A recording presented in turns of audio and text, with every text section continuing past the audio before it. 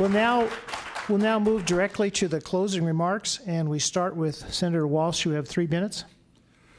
Well, thank you very much. I again want to thank all of you for taking time out of your busy schedule to be here. I want to thank the staff of Montana Tech for allowing us to use this facility. Thank our moderators. You know, when I entered into this race, I entered into the race because Washington is broken. Washington has a spending problem, and our congressman is part of that problem. I want to go back to Washington, D.C. to be part of the solution. In the military, we have a mission to accomplish. We don't accomplish that mission based on whether or not the course of action was developed by a Democrat or a Republican. We accomplish that mission based on what's the best course of action, who has the best ideas to solve the problems. And that's what I want to go to Washington, D.C. to do.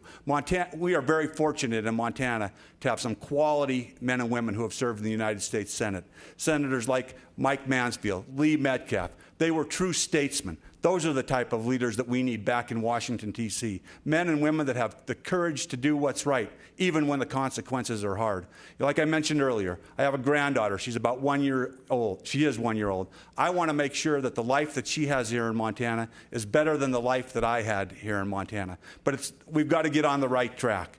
We can't cut spending on the backs of our most vulnerable citizens, our seniors who've been working hard, paying into Medicare, paying into their Social Security. We can't privatize Social Security. We can't make Medicare into a voucher system. Our seniors have been paying into these programs, and they've been working hard. They deserve these programs, and we need to make sure that those programs are shored up for future generations. So I can tell you what, if you want someone who's going to go to Washington, D.C., work on behalf of the citizens of Montana to solve problems, come up with solutions, then I would ask for your vote. If you want somebody to go to Washington, D.C., who's going to be an obstructionist and not vote yes on anything, then I'm not your man. I'm going to Washington, D.C. to get things done on the behalf of the citizens of Montana. Thank you.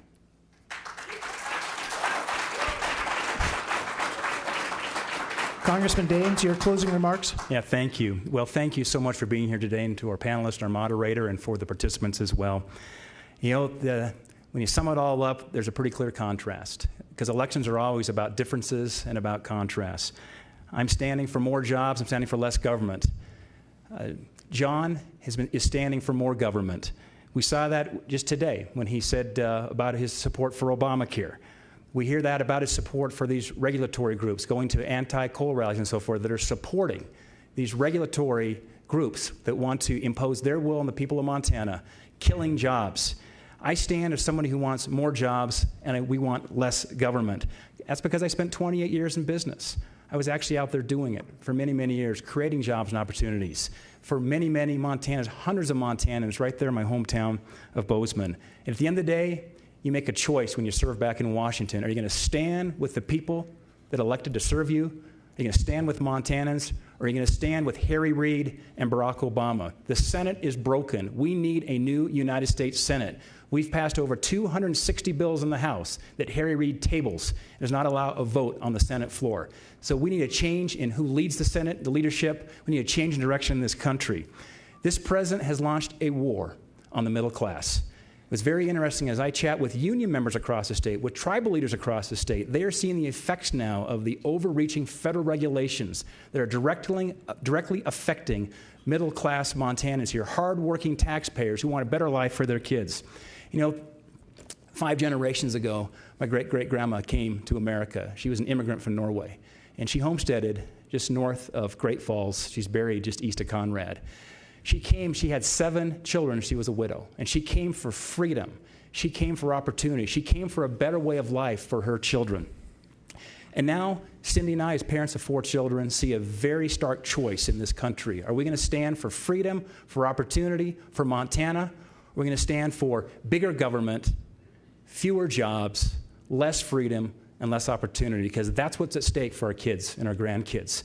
We have a heritage we're very, very proud of here in Montana, a heritage of public lands, of the outdoors, of the Second Amendment.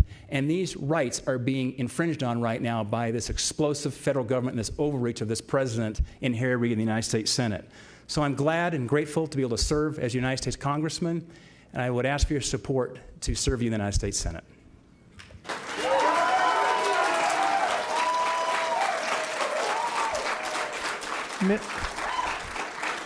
Mr. Roots, your closing remarks.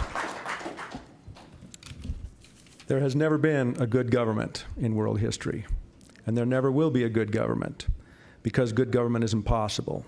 The Founding Fathers well understood this. By the way, if any of you know of a good government in world history that ever existed anywhere in the world, you'll have to let me know where that ever occurred. The Libertarian Party used to have a presidential candidate named Harry Brown.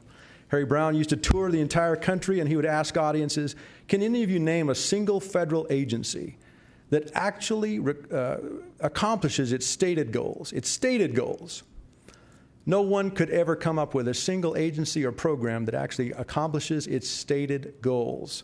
Finally, he said, a woman in one town said, well, what about the Weather Bureau?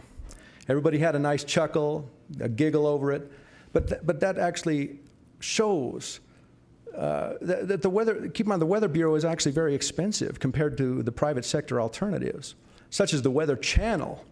The Weather Channel is a private company. It produces better content, more entertaining content, better information, and it's much, much, much, much, much cheaper, and it's voluntary. You don't even have to pay for it if you don't want to.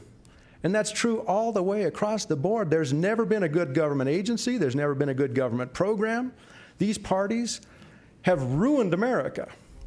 These parties have put so much government into our lives. Listen, a vote for one is as good as a vote for the other. You'll get the same result. Again, we've been sending Republicans, we've been sending Democrats out of Montana to Washington for years. I've watched this for years. We've had Republican politicians who've claimed that they would cut spending. They went and grew spending. There's never been one who cut spending, as far as I know, ever from Montana. Correct me if I'm wrong. If you know of one, you'll have to let me know. Jesse Ventura sometimes compared the Democrats and the Republicans to the gang members in L.A., the Crips and the Bloods. You know, the Crips and the Bloods hate each other's guts. And if one of them sees one of the other gang members on the streets, they may cross the street to physically and violently attack the member of the other gang.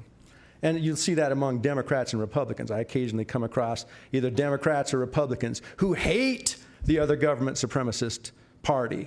It's part of sort of tribalism. There's something instinctual about it. But those of us who are on the outside looking in, we say, you know, they're really not that much different.